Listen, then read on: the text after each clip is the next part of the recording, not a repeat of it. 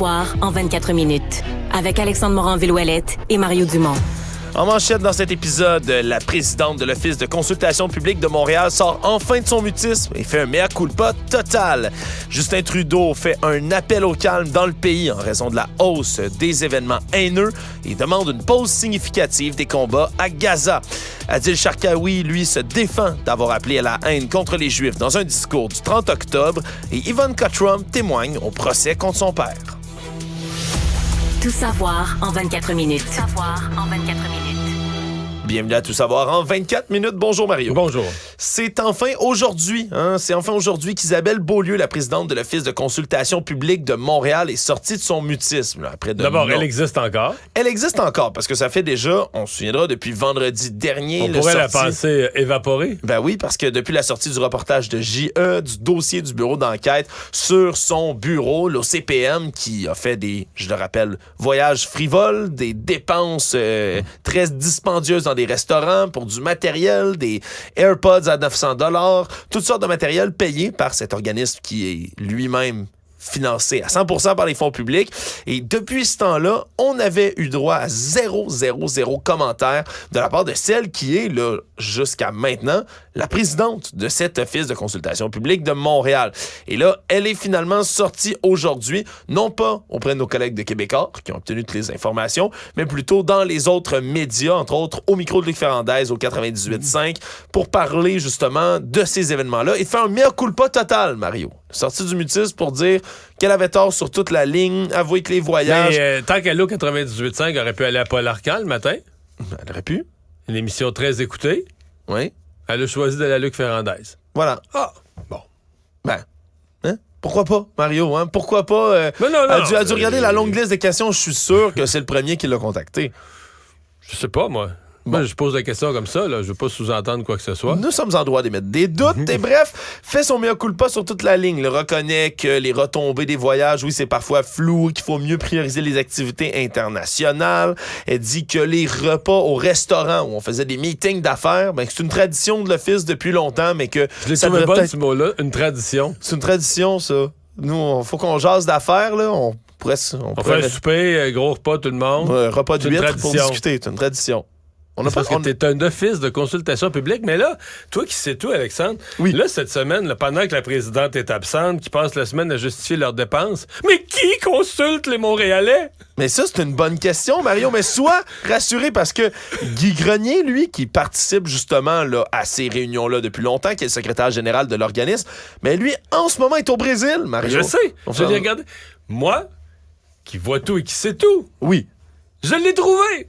Où est-il? Non, mais hier, puis j'ai montré ça à Yves Poirier, j'ai trouvé l'organisme international de démocratie participative, l'OIDP, je pense, qui fait son congrès international. Donc, j'ai trouvé l'organisme, j'ai trouvé le congrès de Rio de Janeiro, et sur le site du congrès, tu peux le regarder en direct sur YouTube. Ah, est-ce qu'il était là en direct au moment où tu as consulté? Il a fait une conférence. Là, j'ai pas... Non, il était pas là pendant que j'ai consulté, mais ça avait l'air plate en bâtèche, en tout cas. Mais Yves Poirier l'a trouvé. Et écoute, il s'adressait à la fin de la conférence, il y a une photo, il s'adressait à... C'était pas 1 million de personnes, là, c'était 4-5. Je trouvais ça de valeur parce que je me disais que Montréal s'en va partager son expertise sur comment bien consulter une population. T'sais, je me dis, ça aurait dû être entendu. C'était une conférence. Entendu par des centaines de personnes? Ben, des milliers, s'il te plaît. Là, c'était combien, 4-5? Ben là, je suppose qu'il y en avait plus que ça dans la salle avant, mais disons que ça regarde mal. Ben, Mario, on peut se réjouir. Il aurait pu les amener au restaurant pour lui faire part de sa vision d'affaires. Oui. Mais là, je sais pas, là, son voyage... Je suppose qu'il revient, là, il ne doit pas avoir si hâte que ça de revenir au pays. Là. On imagine que non, là, alors que vraiment, c'est Isabelle Beaulieu, donc qui a fini par aller au bat en bon français aujourd'hui, mais à des endroits sélects et après un nombre de temps, selon mes informations, appréciable. Elle pourrait donner une entrevue à LCN au cours des prochaines heures. La rumeur circule. On va attendre ses réponses. Mais ce sera à voir de ce côté-là. Pendant ce temps-là, mais le monde politique québécois est appelé à réagir et c'est la ministre des Affaires municipales, André Laforêt, qui est la dernière en liste de ces réactions-là. Elle qui est quand même concernée, on s'entend, comme ministre des Affaires municipales. Et à la sortie du Conseil des ministres, aujourd'hui, elle a dit que les dépenses, les frais de restaurant, les achats sont complètement inacceptables du côté de l'organisme. Et je vais la citer par la suite. Elle a dit... Je considère que ces deux personnes-là doivent vraiment réfléchir à leur avenir parce qu'il y a un malaise. C'est l'argent des Québécois. inviter fortement à réfléchir à leur avenir. À ton Mario. avenir, c'est... Toi qui es un expert, justement, qui sait tout, qui est capable de décortiquer la pensée, le langage politique, inviter fortement à réfléchir à son avenir, qu'est-ce que ça veut dire, ça? Ben, les gens qu'on invite à réfléchir à leur avenir, généralement, n'ont pas d'avenir. Ah. Quand tu réfléchis à ton avenir, il n'y en a plus. Le message est passé. En tout cas, c'est une saga, Mario, qui continue de faire couler de l'encre puis de faire dépenser de la salive un peu partout autour de la province. Reste à voir par la suite ce qui va se passer, parce qu'on va rappeler quand même qu'il va y avoir là, un rapport de la vérificatrice générale de Montréal de produits autour des pratiques de l'OCPM.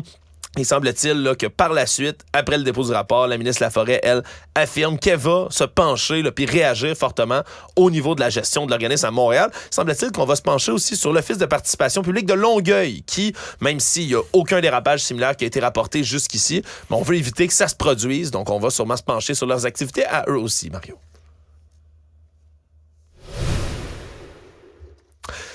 Justin Trudeau, aujourd'hui, a haussé un tout petit peu le ton envers l'État israélien, là, maintenant qu'il ne réclame plus exactement une pause humanitaire, comme il l'a fait longtemps, mais maintenant, il parle d'une pause humanitaire significative là, pour acheminer de l'aide humanitaire dans la bande de Gaza aux citoyens et aux civils qui sont pris au piège là, entre les feux du Hamas et de l'État d'Israël, l'armée israélienne qui continue de progresser dans l'enclave là, à ce moment-ci. Et parle surtout beaucoup du futur, là, d'un retour de la négociation, d'une solution à 2 États. Là. Elle fait une espèce d'appel au calme là, qui fait écho, entre autres, là, aux appels nombreux là, dans la Chambre des communes maintenant pour parfois un cessez-le-feu, parfois une trêve humanitaire. C'est le terme qu'on entend beaucoup. On peut écouter un peu Justin Trudeau là-dessus. Ça fait un mois et un jour maintenant, que Hamas a lancé une attaque horrible, inimaginable, contre des familles, des civils juifs en Israël. Et depuis ce jour-là, on voit de la mort, de la dévastation, de la destruction de familles, de aînés, d'enfants. Donc, c'est dépêché, oui, de condamner tout d'abord les attaques du Hamas, mais pour ensuite condamner vraiment la violence qui se passe à Gaza depuis ce temps-là, dit vouloir faire tout ce qu'il peut pour réduire la violence. Il n'a pas demandé un cessez-le-feu, mais quasiment. Il a demandé une pause humanitaire longue. Oui. Pour permettre d'acheminer l'aide humanitaire, de faire sortir, de libérer les otages, de faire sortir les ressortissants étrangers. Et il a laissé entendre une pause humanitaire longue pour permettre aussi peut-être la désescalade. Mais là, une pause pour permettre la désescalade, c'est quasiment espérer un cessez-le-feu. Là. Oui, ça ressemble beaucoup à ça. Il veut pas le dire parce qu'il veut pas, évidemment que le Canada veut pas être en porte-à-faux avec ses alliés là-dessus. Là. Exactement, mais du côté de la Chambre des communes, on est presque rendu au tiers de la Chambre là, maintenant qui souhaite un véritable cessez-le-feu, puisque le Bloc québécois aujourd'hui, de par la bouche de son chef, Yves-François Blanchet, a changé son fusil d'épaule. Là. Il y a 2 semaines, trouvait qu'un cessez-le-feu, c'était irréaliste, mais maintenant se montre véritablement en faveur de tout ça, en disant que le gouvernement israélien, en ce moment, se montre indigne de la situation en bombardant des cibles civiles, les unes après les autres. Ils sont joints, bien évidemment, par les députés du NPD. L'ensemble du caucus réclame le cessez-le-feu. Les députés verts aussi, puis plusieurs députés libéraux qui se joignent également là, à cet effort. Ce qui fait qu'on est à plus de 110 élus fédéraux dans le camp, donc, de demander un cessez-le-feu. C'est près du tiers de la Chambre. Donc, on verra qu'est-ce que ça aura comme portée. Mais j'ai surtout aimé de Justin Trudeau aussi la deuxième partie de son intervention, alors qu'il a fait référence au discours haineux, là, sans jamais nommer le Charkaoui ou le médecin de la Rive-Sud, parce que c'est des deux côtés, là, haineux anti-juif, haineux anti-musulman ou anti-palestinien. Il a dit que ça n'avait pas sa place au Canada, que c'était intolérable au Canada, a fait vraiment un appel au calme, à s'écouter, à ramener ça à des proportions. Et j'ai trouvé qu'il y avait un bon message au bon moment, parce qu'on les sent, les tensions, ces semaines-ci. Là. On les sent, ces tensions, ces semaines-ci, puis même aujourd'hui, Mario, là, un nouvel événement en liste qui a été rapporté là, au cours de l'après-midi à l'Université Concordia. Semble-t-il qu'il y avait un groupe de jeunes juifs qui avaient installé une table là, avec des photos des gens qui ont été kidnappés par le Hamas, des otages du Hamas, et qui ont été, là, je vais utiliser le terme attaqués là-dessus, là, assaillis par des dizaines de manifestants qui se disaient pro-palestiniens, qui sont arrivés sur place, ont essayé d'arracher les drapeaux israéliens du kiosque, d'arracher les photos. altercation là, extrêmement agressive dans laquelle les forces de sécurité de Concordia ont dû intervenir de manière musclée. Et on a même entendu des insultes là, racistes que je ne répéterai pas, là, des vraiment connotations là, haineuses envers les Juifs aussi qui étaient prononcées entre autres de la bouche d'une étudiante. On peut écouter un peu l'ambiance là, qui régnait à Concordia aujourd'hui.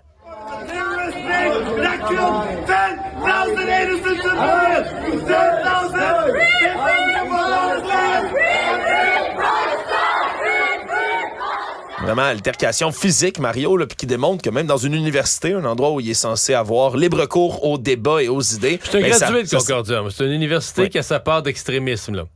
Je veux dire, tous les mouvements assez extrémistes, l'extrême gauche hyper présente dans l'université, contrôle un paquet d'affaires à l'époque. Remarque, tu vas dire, ça fait 30 ans, mais les journaux étudiants, tout ça, c'était, tu sais, à gauche, tout, c'est l'UQAM plus, là, du côté anglophone. Fait que, c'est pas surprenant, là, qu'un kiosque sur... Parce que je comprends que c'était un kiosque vraiment sur les otages, là, sur libérer les otages. Ouais, c'est peut-être après ça le drapeau israélien qui est venu mettre le faux pas.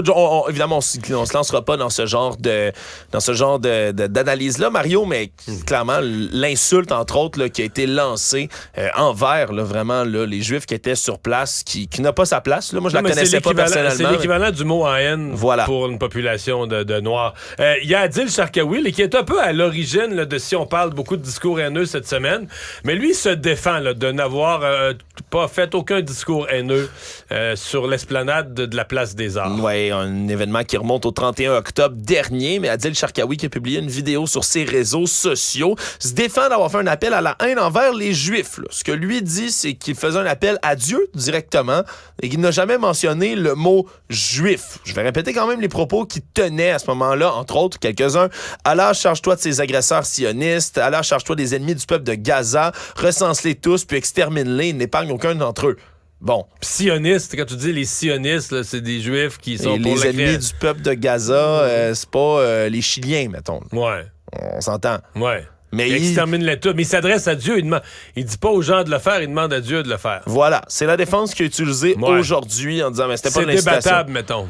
C'est débattable, surtout que ça a été dénoncé là, à peu près par toutes les plateformes. Mais lui dénonce ceux qui l'ont dénoncé, là, en commençant par François Legault. Exactement, ben les dénonce, dit que vraiment ça n'avait pas sa place, mais surtout contre-attaque, Mario. Là, il a indiqué qu'il compte poursuivre, entre autres, en diffamation, le Centre des affaires israéliennes et juives, là, l'organisme qui avait relayé à l'origine la vidéo de sa prière, puis qui avait déclaré qu'il tenait des propos haineux. Et là, lui dit non, je ne faisais que prier Allah pour arrêter le génocide.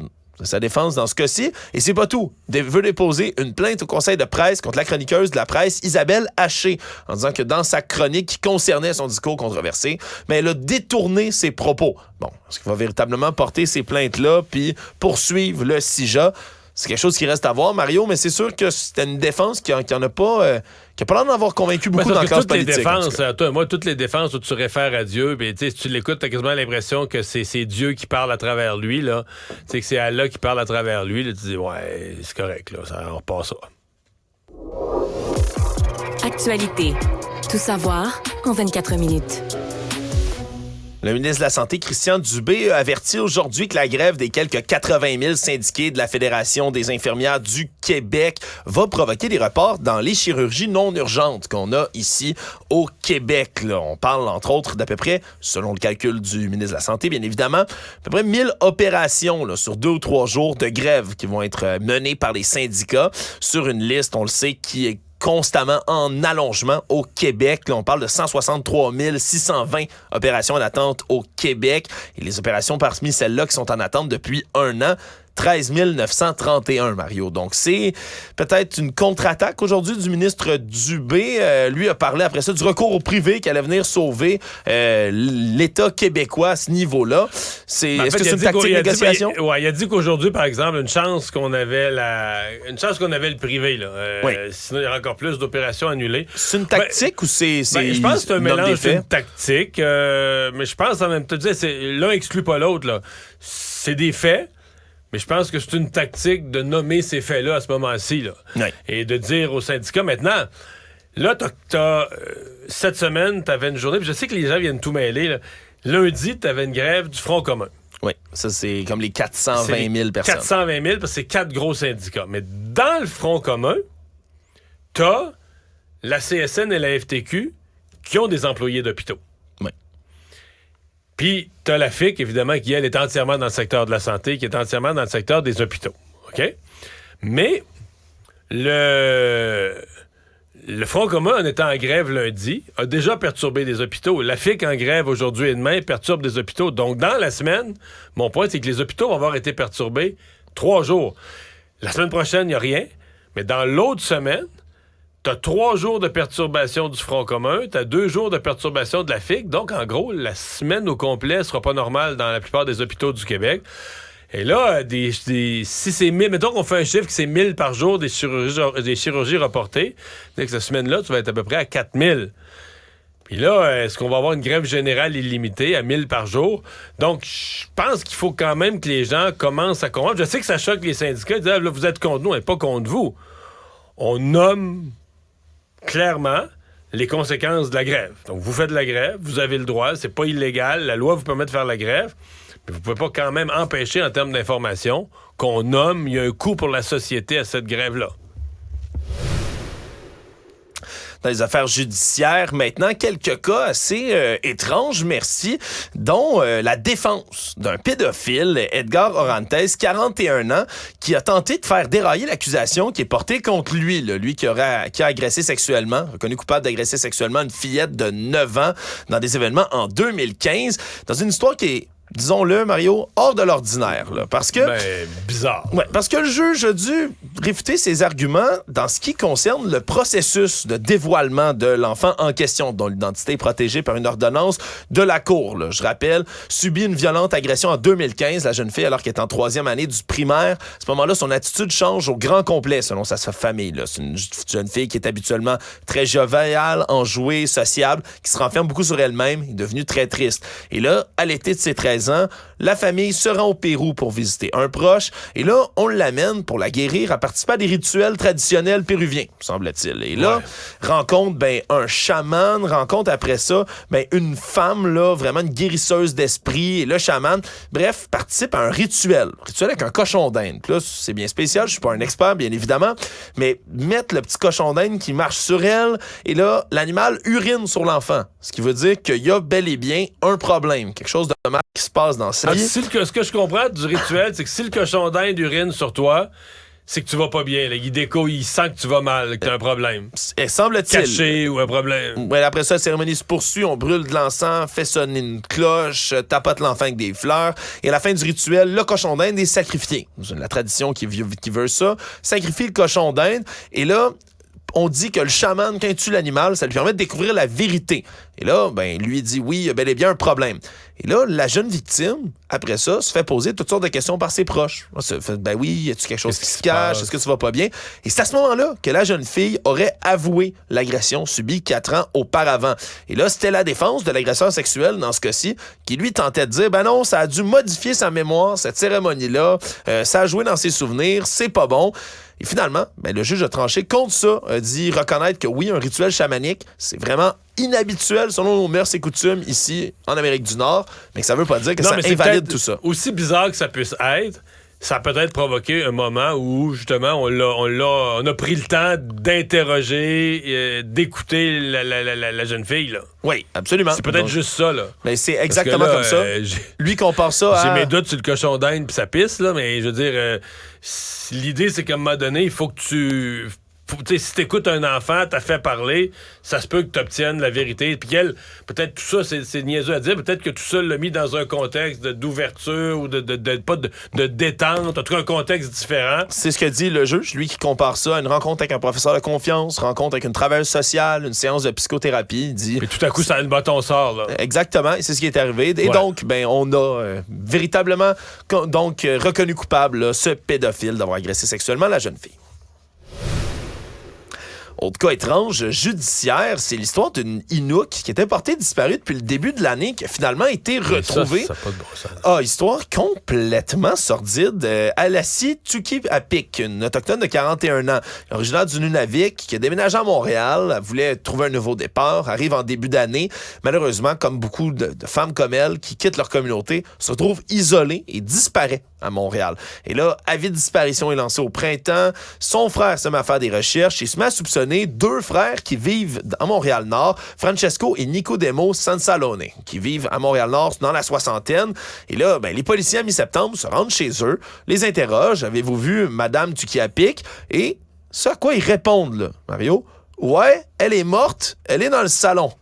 Et on les invite à rentrer.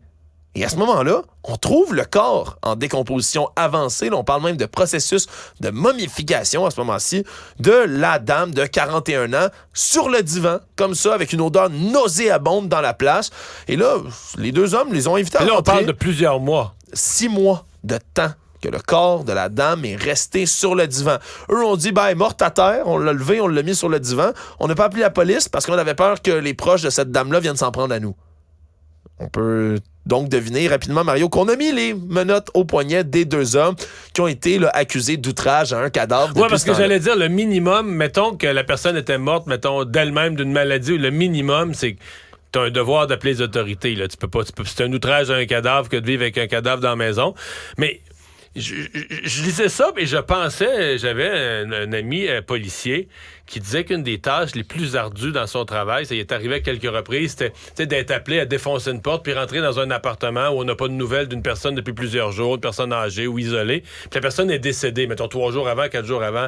Il dit, Mario, l'odeur là, de la mort, là, d'un décès, l'été, après quelques jours, il dit, c'est épouvantable. Tu te mets du tissu d'en face. On comprend pas que 2 hommes aient pu vivre 6 mois avec un cadavre. Ça pogne dans la gorge, ça lève le cœur, tu viens mal, l'odeur d'un décès humain. Comment tu peux vivre avec ça dans la maison? J'ai un bout là, qui m'échappe. Là. Oui, absolument. Puis 2 hommes ont vécu là pendant 6 mois. Puis là, vont le payer. Là, mais peut-être, on attend de voir la peine. Mais semble-t-il maintenant que, par ordonnance du tribunal, doivent consulter un médecin et prendre des médicaments.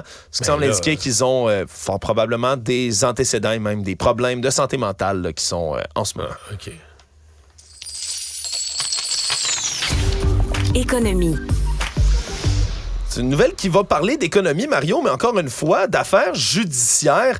Et on se souviendra de cette histoire-là de Santiago Gaona, jeune homme qui a été retrouvé déchiqueté dans une machine à émondage, là, ici au Québec, dans une histoire sordide. Québec, à Saint-Augustin-de-Desmaures, mais c'était arrivé, ça arrive sud, l'événement. Exactement, là, quelqu'un qui aurait été tué, le monsieur Gaona, à contre-cœur en Montérégie entre le 8 et le 16 septembre dernier. Histoire qui avait forcé la police à, entre autres, là, aller fouiller le terrain de la firme l'ABC de l'Arbre, là, qui se spécialise en arboriculture, la Saint-Augustin-des-Maures.